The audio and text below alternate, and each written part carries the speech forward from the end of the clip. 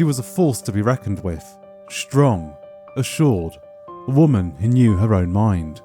And in 1936, Bette Davis took on the biggest fight of her life. She walked away from the studio that made her a star and dared to fight them in court. This is the story of Bette Davis versus Warner Brothers.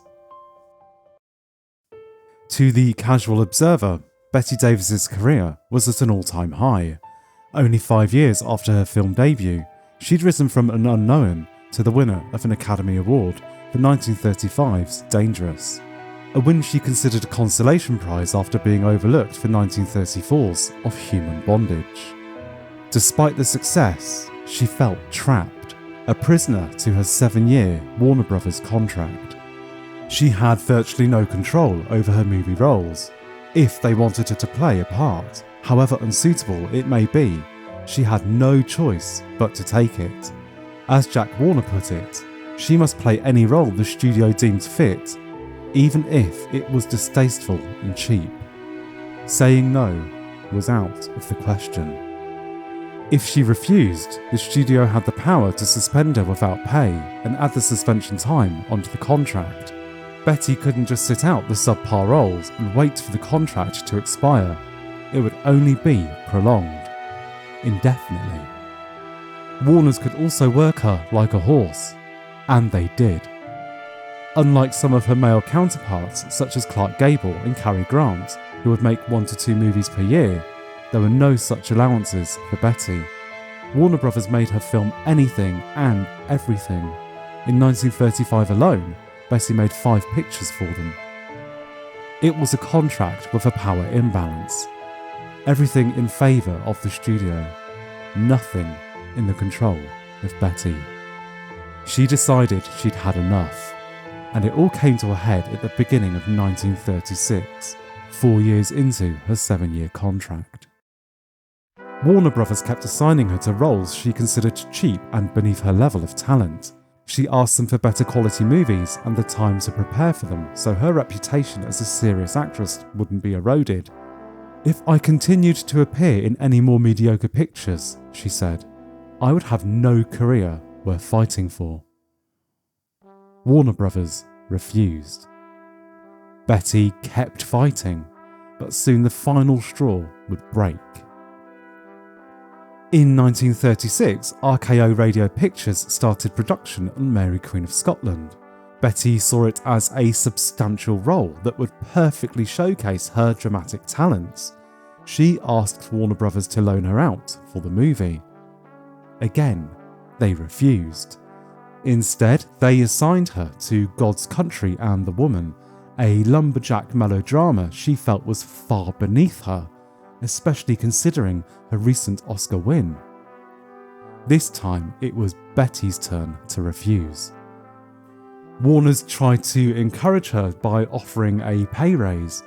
She countered and asked for even more money and an agreement that she could make pictures for other studios. The standoff continued. Warner's refused both of these new demands. The production was ready to begin. Everything was set. The expensive Technicolor cameras ready to whir. Bette didn't show up for filming. Warner Brothers suspended her and cast Beverly Roberts into the role. Meanwhile, Bette thought she'd found an ingenious way to escape the clutches of Warner Brothers. It wouldn't be that simple. During her suspension, she and her husband Ham Nelson set sail for Britain. Soon after arriving, Bette met with Toplitz Productions, who were unaware of the conflict she'd been having with Warner's. An agreement was reached. Bette would star in I'll Take the Low Road for a generous $50,000 payment. She believed that, because her contract was made under US law, it wouldn't be enforceable in Britain. Bette thought she could work freely without fear of repercussions. She was wrong. The news travelled fast across the Atlantic. That very evening, Warner's moved to sue. Bette would soon appear in London's High Court. The lawsuit caused a media sensation. US headlines declared Bette Davis barred from British film and Court curbs Bette Davis. The UK press was scathing, painting her as an overpaid prima donna ungrateful to the studio that had made her. And while the case was ongoing, an injunction prevented Bette from filming anything with the British studio. Her career was frozen. The High Court hearing opened on 14th of October 1936, just over a month after she'd arrived in London. As claimant, Warner Brothers opened by outlining the details of Bette's contract and their grounds for barring her from working with other studios. They rejected her claim of being a slave to the studio, arguing that while she was bound to them for movies, she remained free to appear on stage, radio, and in other forms of work. Bette's legal counsel fought back. They challenged the notion that she was free to work elsewhere, pointing to contract clauses that required Warner's consent for any other forms of employment, permission the studio could easily deny. She was not as free as Warner Brothers claimed. This led them to press on the slavery point. Being confined to Warner Brothers movies with the studio holding complete control over her career was no different from forced exclusivity. They argued that barring her from filming in Britain would offend English equity principles. In effect, courts do not order specific performance of personal service contracts and typically award damages only after a breach. Technically, Bette was not yet in breach, they said, because filming had not begun with the British studio.